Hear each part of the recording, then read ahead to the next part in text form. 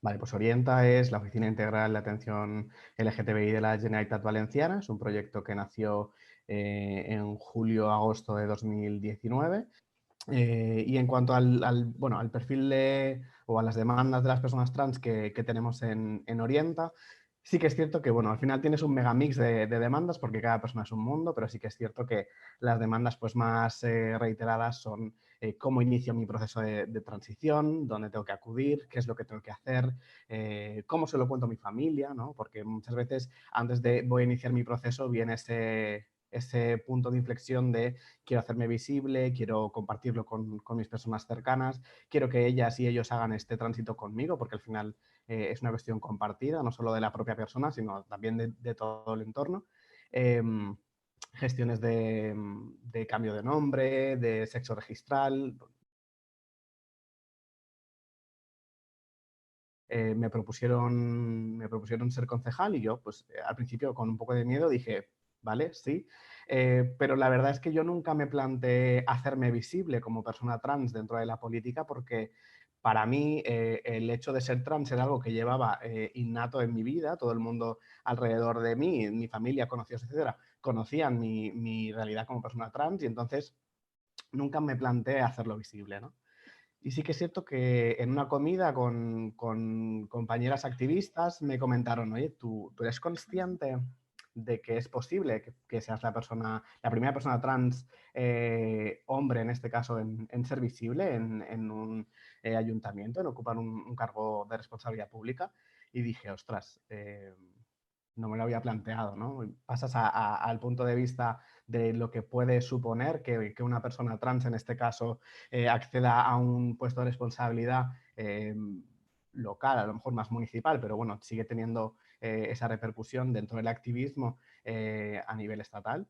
Y fue cuando me decidí a visibilizarlo porque yo pensaba, esto puede suponer un punto de inflexión, tanto para las reivindicaciones del activismo LGTBI y trans, como para todas las personas que vienen detrás, que han estado ahí para que yo, en este caso, pudiese ocupar este puesto, tener la oportunidad de poder ocupar este puesto, ¿no? Toda la lucha que ha habido previa, y también para un poco visibilizar que la realidad de las personas trans y las vivencias de las personas trans no se salen tanto de la norma como muchas veces el discurso colectivo nos ha hecho creer, ¿no? Evidentemente sí existe esa realidad muy estereotipada, que los medios de comunicación nos han intentado meter un poco con calzador, pero la realidad de las personas trans es que estamos en todos los sitios, ¿no? Podemos ser desde pues, el concejal de tu pueblo o el panadero de la esquina o la señora que le está atendiendo que te trae una carta, ¿no? Entonces, pues creo que era momento de visibilizarlo como una cuestión de la realidad diversa de la sociedad y así fue. Me supuso más trabas por ser joven, el edadismo este que decimos de como eres joven, ¿qué vas a saber tú de la vida, ¿no? Que el hecho de ser trans. Al final es lo que te decía, en mi contexto social o en el ayuntamiento, etcétera, etcétera, la gente me conocía como Guillem, no estaba cambiando nada en sus vidas, ¿no? Sí que es cierto que evidentemente te cuentas con personas pues, que no sabían de tu vida, no sabían absolutamente nada de tu recorrido y entonces pues se asombraban, pero al final el trato del día a día intentas normalizar una situación que no se sale más allá de, pues eso, del comentario del momento y ya está, pero no ha supuesto en ningún momento nada, ningún conflicto. Yo fui Guillem legalmente en febrero de 2018. Yo empecé mi tránsito a principios de 2015, que fue cuando salí del armario como persona trans. Empecé mi proceso médico con hormonas en 2016. De hecho, fue como un año justo. En abril de 2015 empecé mi proceso y en abril de 2016 empecé con la hormonación. Y en mediados de febrero, marzo de 2018 fue cuando obtuve el DNI.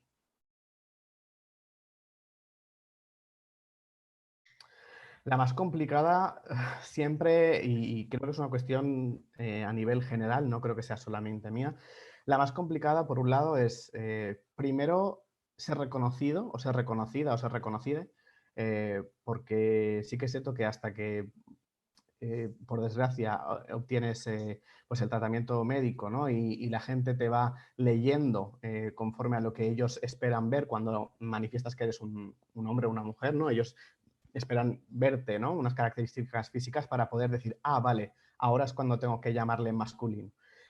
Todo ese proceso de tener una apariencia un poco más andrógina, donde la gente no sabe dónde encasillarte y por tanto no sabe con qué pronombre tratarte o cómo dirigirse a ti, eso es duro porque psicológicamente es como, da igual las veces que yo te manifieste o te diga, soy Guillem, trátame en masculino o por el pronombre que consideres, esa persona siempre va a dudar y entonces eso te genera mucha inseguridad, ¿no? Y creo que eso fue un poco complicado para mí al principio de gestionar.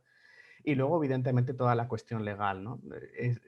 Nos encontramos en una circunstancia en la que hasta que no pasan 2 años de un periodo de hormonación para, según la ley, adaptar tu cuerpo al sexo sentido, por así decirlo, que es más o menos como lo recoge la ley, no tienes la posibilidad de acceder a la modificación registral. Y esto es un error. ¿Por qué? Porque al final yo hago vida como Guillem desde muchísimo antes.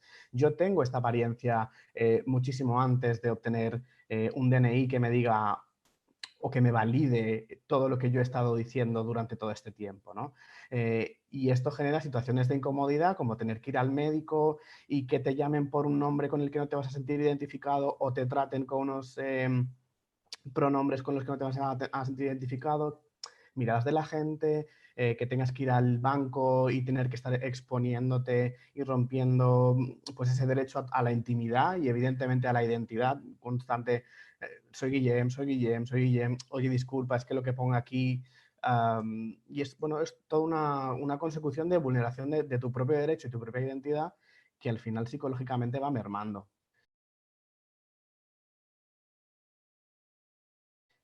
Y lo más positivo, pues que al final llegas al punto en el que te encuentras y dices, por fin, ya, por fin soy yo, ¿sabes? Y cuando la gente te empieza a reconocer como tal, la gente te empieza a llamar, cuando tienes que dejar como de estar en una sensación de alerta constante por, eh, va a saber que soy trans, va a dudar a la hora de llamarme, está pensando en cómo me llamaba yo antes y se va a equivocar a la hora de dirigirse a mí.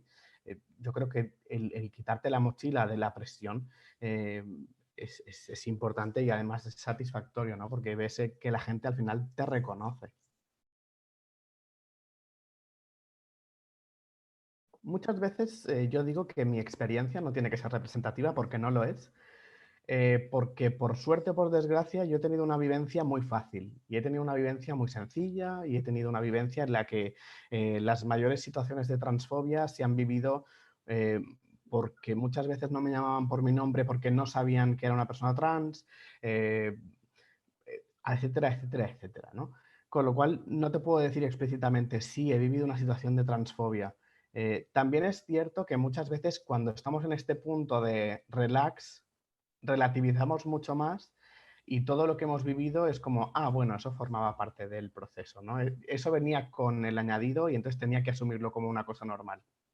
Eh, sí que es cierto que para mí la parte psicológica a lo mejor no lo podíamos catalogar como transfobia, pero para mí la parte psicológica sí que fue dura porque era como tener que encasillarme y tener que amoldarme a lo que se esperaba de mí por ser un chico, por así decirlo, y entonces como tener que forzar muchísimo más una masculinidad que se espera de mí porque si no, no voy a encajar en lo que se espera de mí. No sé si me explico, ¿no? Es como, Sí, si soy un chico tengo que ser el más rudo, el más chungo, tener una actitud súper masculina o lo que entendemos por masculina, y entonces, si me están diciendo que tengo que ser X, pues yo voy a ser X más un poco.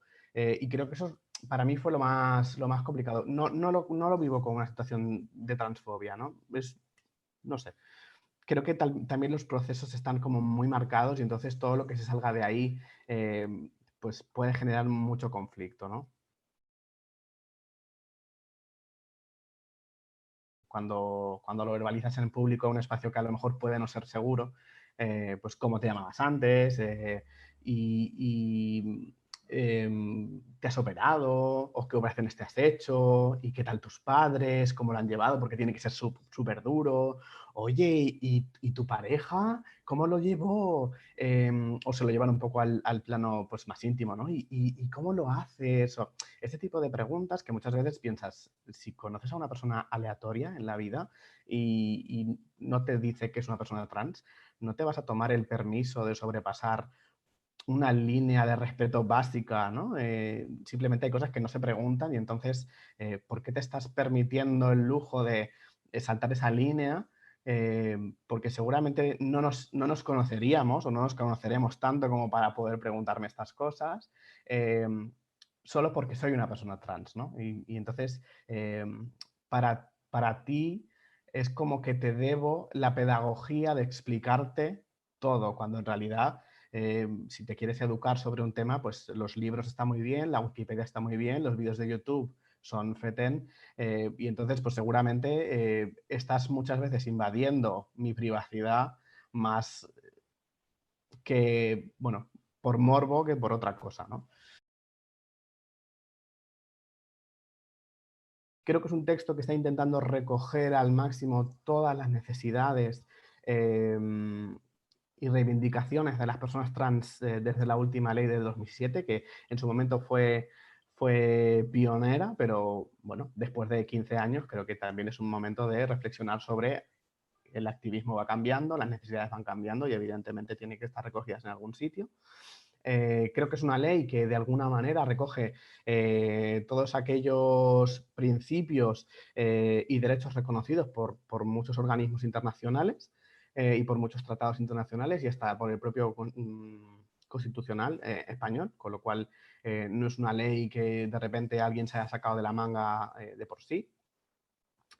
Pero bueno, entiendo que muchas veces pueda generar inseguridades, entiendo que muchas veces pueda generar dudas sobre la legalidad de ciertas cosas y cómo va a ser esto posible. Y desde un punto de vista crítico, creo que muchas veces los debates se llevan a extremos muy dañinos que deshumanizan, ¿no? La finalidad para la que está creada, en este caso, este texto. Se está poniendo en tela de juicio la veracidad y la necesidad de una ley trans, justificándolo con supuestos hipotéticos que podrían pasar si, cómo podría haber gente que puede burlar la ley si, cuando en realidad de esas cosas pueden pasar un 1%.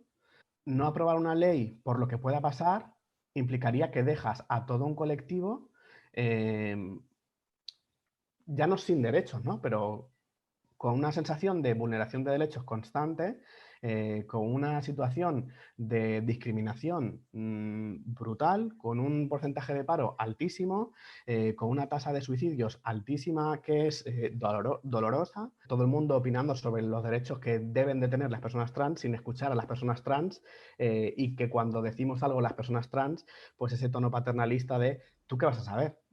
Pues bueno, algo sabremos, ¿no? Pero bueno.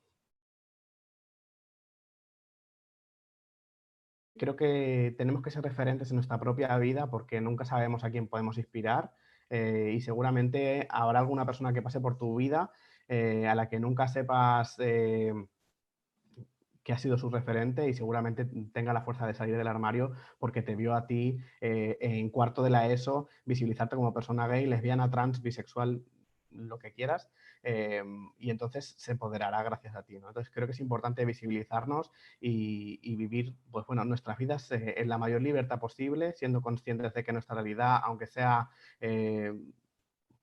voy a decir un taco, jodida, es necesaria reivindicarla cada día porque nuestras vidas son válidas y por eso no podemos dejar de seguir luchando, ¿no? Creo que es importante estar ahí, pase lo que pase, porque gracias a nuestros pasos de hoy tendrá la ciudadanía del futuro unos derechos que nosotros a lo mejor hoy no podemos disfrutar.